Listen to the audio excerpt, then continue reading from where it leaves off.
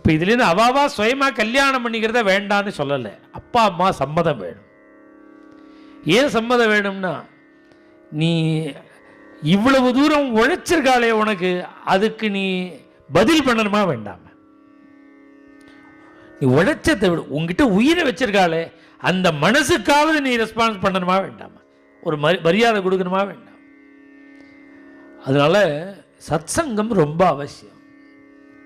இவ்வளவு வருஷம் பிரயத்தனப்பட்டது. எந்த அப்பா அம்மாவும் குழந்தைகள் கஷ்டப்படணும்னு நினைப்பாளோ? எந்த அப்பா அம்மாவை கேளுங்கோ, நம்ம விட நம்ம குழந்தை சௌக்கியமாக இருக்கணும். இதுதான் எல்லாருடைய அபிப்பிராயம். வெளிநாட்டுக்கும் நம்ம தேசத்துக்கும் உள்ள ஒரே பேசிக் வித்தியாசம் இதான். வெளிநாட்டில் கல்யாணம்னா 2 வியக்தி சம்பந்தப்பட்டது, பொண்ணு பையன், அவ சம்பந்தப்பட்டது. நம்முடைய பாரத தேசத்தில் ஹிந்து கலாச்சாரத்தில்